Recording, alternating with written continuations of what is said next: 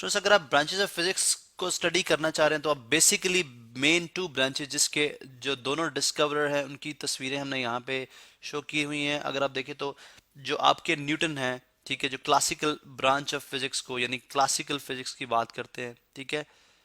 जो कि तमाम की तमाम 1800 सेंचुरी से पहले तक यानी बिफोर 1800, जो सेंचुरी है आपकी उससे पहले पहले तमाम फिजिक्स क्लासिकल फिजिक्स के अंदर आती है, जो कि पहले गैलीलियो थे एंड देन न्यूटन को बेसिकली हम न्यूटन को क्लासिकल फिजिक्स का डिस्कवरर कह सकते हैं। या अब जनरली इस तरह से भी बात कर सकते हैं जी कि क्लासिकल फिजिक्स का अदर जो नेम है वो न्यूटोनियन फिजिक्स है, न्यूटोनियन न्यूटोनियन फिजिक्स। उसी तरह से आप सेकेंडली बात करेंगे जब आप मॉडर्न फिजिक्स की बात करते हैं, क्योंकि फिजिक्स की जो मेन डिवीजन है वो आप क्लासिकल और मॉडर्न फिजिक्स से कर सकते हैं। और जब मॉडर्न फिजिक्स की बात करते हैं तो मॉडर्न फिजिक्स के अंदर आपके आइंस्टाइन है, ठीक है, जो कि आप 20th सेंचुरी में आप एग्जैक्टली कह सकते हैं जी 20th सेंचुरी के अंदर at the start of the 20th century आप इस तरह के सारी चीज़ों को स्टडी करेंगे जो कि मॉडर्न फिजिक्स के अंदर आती है। अब बेसिकली क्लासिकल और मॉडर्न फिजिक्स में जो डिफरेंस है वो ये है कि क्लासिकल फिजिक्स डील करती है ऑब्जेक्ट्स जो कि एक एवरेज साइज ऑब्जेक्ट्स हैं, यानी अगर आप देखें तो एवरेज साइज्ड ऑब्जेक्ट हैं, यानी ना बहुत बड़े हैं ना बहुत छोटे हैं, और जो ये रिलेटिवली लो स्पीड के साथ मूव करते हैं, यानी रिलेटिवली यानी as compared to speed of light, जो कि आपको पता है लाइट की बहुत ज़्यादा स्पीड है, ये लो स्पीड के साथ मूव करते हैं। इसलिए यानी अगर आप न्यूटन के जो बहुत फेमस 3 लॉज ऑफ मोशन है उनकी बात करते हैं तो वो एग्जांपल्स ह्यूमन की लेता है, या एक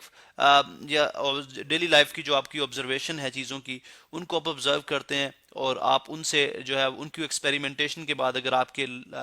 जो रिजल्ट्स मैच कर जाएं आपके आउट जो एक्सपेरिमेंट्स के जो रिजल्ट्स हैं तो आप उनको लॉज के तौर पे स्टडी कर सकते हैं। मीन के यूजिंग योर 5 सेंसेस, जो आपको गिवन 5 सेंसेस है उनको यूज करते हुए जो आप एवरेज साइज ऑब्जेक्ट्स को देख सकते हैं, और ऐसे सब ऑब्जेक्ट्स जो कि स्पीड ऑफ लाइट से बहुत कम स्पीड के साथ मूव करते हैं आप उनको स्टडी कर सकते हैं, ठीक है। आप क्लासिकल फिजिक्स के इन बिटवीन, या अगर आप ये चीज भी क्लासिकल फिजिक्स के अंदर ही आप इंक्लूड कर सकते हैं कि लेटर ऑन नहीं राइट आफ्टर, अगर मैं यहाँ पे बता दूं कि राइट आफ्टर, या अगर आप बिफोर 150 ईयर्स अगो यानी तकरीबन 150 साल पहले, जो आपकी ईयर्स एगो, ठीक है, ईयर्स एगो अगर आप बात करते हैं तो आई डोंट नो, आप इलेक्ट्रिसिटी एंड मैग्नेटिज्म की बात कर सकते हैं, इलेक्ट्रिसिटी और मैग्नेटिज्म की बात कर सकते हैं कि जो एक लेटेस्ट ब्रांच के तौर पे उस टाइम के अंदर जो है मैग्नेटिज्म, ठीक है, मैग्नेटिज्म के तौर पे एक नई ब्रांच के तौर पे ये सामने आई थी, जिस पे जो आपके जो काम हुआ था, यानी जिन फिजिक्स ने काम किया था उसमें आपके जो जो मेजर है वो लिख देता हूँ, जैसे एम्पेयर है, ठीक है, एम्पेयर जो कि इनके आप लॉज भी जाके पढ़ेंगे, ठीक है, फेरेडे हैं, ठीक है, फेरेडे की बात हम कर सकते हैं, इसी तरह मैक्सवेल है। ये बेसिकली जो इम्पोर्टेंट आपके जो आपकी क्लासिकल फिजिक्स को के बाद जो इन बिटवीन जो गैप आता है, ये क्लासिकल फिजिक्स के अंदर ही आप इनको कंसिडर कर सकते हैं, ये इन बॉडीज को स्टडी करते हैं, ठीक है। अब जब आप 20th सेंचुरी में एंटर होते हैं, like at the start of 20th century, ठीक है, जो 3 मेजर ब्रेक्स थ्रू है जो 2 आपके बिलोंग करती हैं आइंस्टाइन से। अगर आप देखें इनकी बहुत फेमस इक्वेशन है E = mc², जो कि बुक्स के बाद भी अक्सर प्रिंट होती है, जो इन्होंने कॉन्सेप्ट दे दिया था कि आप एनर्जी को मैटर में कन्वर्ट कर सकते हैं, E for energy and M for matter, C speed of light है, एनर्जी को मैटर में कन्वर्ट कर सकते हैं, मैटर को एनर्जी में कन्वर्ट कर सकते हैं, और C स्पीड ऑफ लाइट का जो इन्होंने बात की थी 20th सेंचुरी से पहले पहले तक अगर आप देखें तो लाइट की जो नेचर जो अकॉर्डिंग टू न्यूटन थी वो क्या थी, light is a form of particle, यानी जो फर्स्ट 3 मेजर ब्रेक थ्रू जो 20th सेंचुरी में मिलते हैं उनकी बात करने जा रहे हैं हम, ठीक है, जो कि मॉडर्न ब्रांचेस की ओरिजिनेशन है। जो फर्स्ट थी, यानी आप बात करते हैं 1905 के अंदर आइंस्टाइन ने ये बात की थी, Einstein, I don't know spelling अगर आपके ठीक है,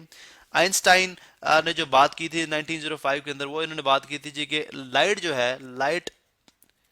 moves light is a wave, ठीक है, इन्होंने बात की थी लाइट इज ए वेव जो कि मूव करती है in the form of photon, जो कि पैकेट्स ऑफ एनर्जी हैं, फोटॉन्स जो कि पैकेट्स ऑफ एनर्जी हैं,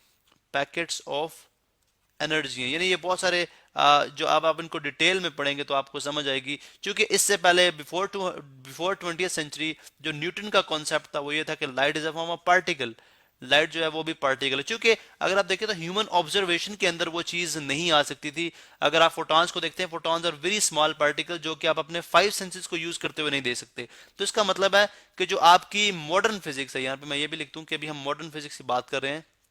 मॉडर्न फिजिक्स की ओरिजिनेशन की। मॉडर्न फिजिक्स जो है वो बेसिकली वेरी स्मॉल ऑब्जेक्ट्स को, वेरी वेरी स्मॉल ऑब्जेक्ट को, वेरी वेरी स्मॉल ऑब्जेक्ट्स को स्टडी करती है, और ऑलमोस्ट उन ऑब्जेक्ट को जो कि मूव करते हैं nearly nearly equal to speed of light, nearly equal to speed of, मैं थोड़ा सा ड्रैग डाउन करता हूं, nearly equal to speed of light. अब ये वो सारे ऑब्जेक्ट्स, यानी इस तरह के ऑब्जेक्ट्स, या आप बहुत बड़े यानी बहुत माइक्रो मैक्रो लेवल के, फॉर एग्जांपल प्लैनेट्स, ठीक है, started talking about planets, different galaxies. अब ये तभी पॉसिबल हुआ जब आपने अपनी ऑब्जर्वेशन को by using different devices, different physical devices जो कि बहुत ही मॉडर्न लेवल के हैं, उनको यूज करते हुए अपनी ऑब्जर्वेशन को एक्सटेंड किया। ठीक है, जैसे अगर आप देखें तो एक स्मॉल आ, आ, जो आपके एक्सपेरिमेंटल डिवाइसेस में यहाँ पे पहले मेंशन कर दूं, अगर आप देखें तो एक बैक्टीरिया को विद द हेल्प ऑफ आई आप अपनी आंख के साथ नहीं देख सकते। ठीक है, तो जब आइंस्टाइन ने बात की कि आप जो है light is a form of wave, तो आपने एक माइक्रोस्कोप बनाई जिससे लाइट जो है वो पास करती है, फाइनली आप उसको उस स्मॉल ऑब्जेक्ट को भी स्टडी कर लेते हो। तो इसका मतलब ये हुआ कि बेसिक आपकी जो मॉडर्न फिजिक्स है वो बेसिकली ये इस one of the breakthrough जो स्पीड ऑफ लाइट को एज ए वेव कंसिडर किया गया, उसकी एडवांसमेंट की वजह से आई है, उसके अंदर मॉडिफिकेशन की वजह से आई है। सेकंड जो ब्रेक थ्रू थी वो आइंस्टाइन ने ही कुछ अरसे बाद आइंस्टाइन ने ये थ्योरी ऑफ रिलेटिविटी दी, जो कि ये बात करती है कि तमाम चीजें जो हैं वो क्या है, रिलेटिव हैं, रिलेटिविटी। यानी इससे क्या मुराद हुआ, अकॉर्डिंग टू न्यूटन, यानी 20वीं सेंचुरी से पहले पहले ये बात की जाती थी कि आपकी जो मोशन मूवमेंट ऑफ बॉडीज हैं, ठीक है, वो सारी क्या है, वो एब्सोलूट है। यानी अगर बॉडी कोई एट रेस्ट है यानी रुकी हुई है तो वो एब्सोलूट है, वो हर लिहाज से रेस्ट में होगी। अगर बॉडी मोशन में है तो हर लिहाज से मोशन में होगी। इवन के टाइम्स जो है, वक्त है, उसको भी एब्सोलूट कहा जा रहा था। लेकिन आइंस्टाइन ने बोला जी ऐसी बात नहीं है, बल्कि आपकी ये जो तमाम जितनी फिजिकल क्वांटिटीज हैं वो सारी रिलेटिव होती हैं। रिलेटिव से मुराद कि अगर आप जमीन पे बैठे एट रेस्ट हो सकते हैं, जमीन के मुताबिक एट रेस्ट हो सकते हैं, लेकिन अगर आप अपनी उसी मोशन को with respect to other planet study करेंगे तो आप मोशन में नहीं है। इसका मतलब है कि रेस्ट, मोशन और टाइम ये सब रिलेटिव हैं। एक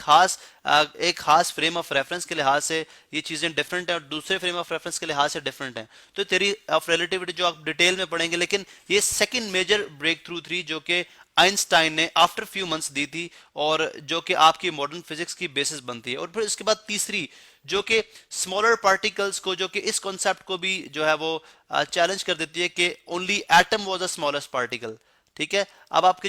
जो कि मॉडर्न फिजिक्स के एरा के अंदर यानी 20वीं सेंचुरी के अंदर जो लेटेस्ट आपके जो साइंटिस्ट हैं, रदरफोर्ड हैं, रदरफोर्ड ने इस कॉन्सेप्ट को भी गलत कर दिया। उसने बोला जी एटम यानी जिससे बहुत, हम कहते हैं बहुत सारे एटम्स मिलके मैटर क्रिएट करते हैं, लेकिन रदरफोर्ड ने ये बात की थी ऐसी बात नहीं है, बल्कि आप एटम को भी फर्दर ब्रेक डाउन कर सकते हो। एटम एक इनडिविजिबल पार्टिकल था, लेकिन रदरफोर्ड ने बोला एटम को अगर आप ब्रेक करेंगे तो आपका न्यूक्लियस निकलेगा, जिससे लेटर ऑन अगर आप देखें तो डिस्कवरी ऑफ प्रोटॉन होती है, यानी प्रोटॉन जो है निकलता है, इलेक्ट्रॉन निकलता है, ठीक है, न्यूट्रॉन निकलते हैं, सब पार्टिकल्स अभी अभी लेटेस्ट अगर आप देखें तो ये प्रोटॉन, न्यूट्रॉन और फर्दर जो इलेक्ट्रॉन है इनकी भी फर्दर ब्रेकडाउन हो चुकी है। यानी इलेक्ट्रॉन आपके लेप्टॉन से बनते हैं, प्रोटॉन न्यूट्रॉन आप स्टडी करेंगे डिटेल में जाके, या आपके क्वार्क से बनते हैं। तो इसका मतलब है कि फिजिक्स जो है in the process of modern physics ने बहुत ज्यादा जो स्मॉलेस्ट पार्टिकल थे उनको भी स्टडी किया। तो रदरफोर्ड के इस वर्क को एक्सटेंड करने में आपके बोहर हैं, ठीक है, इसी तरह डी ब्रोगले हैं, ये बेसिकली कुछ फिजिस्ट ऐसे थे जिन्होंने इस कॉन्सेप्ट को मजीद मॉडिफाई किया। ठीक है, तो इसका मतलब है ये जब ये 3 ब्रेक थ्रू आई, उसके बाद आपकी मॉडर्न फिजिक्स के अंदर लेटेस्ट जो ब्रांचेस हैं, यानी अगर आप देखते हैं एस्ट्रोफिजिक्स जो बहुत बड़े बड़े ऑब्जेक्ट को स्टडी करती है, और उन ऑब्जेक्ट्स को भी जो कि स्पीड ऑफ लाइट से मूव करते हैं। एस्ट्रोफिजिक्स है आपकी,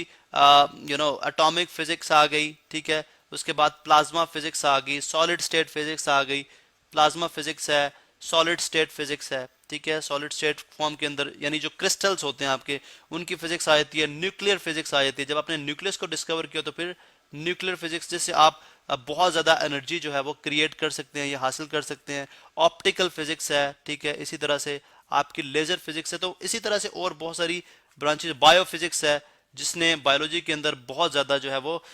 इनोवेशंस क्रिएट कर दी हुई है। अब ये ब्रांचेज जो है मॉडर्न और क्लासिकल की हम नेक्स्ट लेक्चर में स्टडी करते हैं।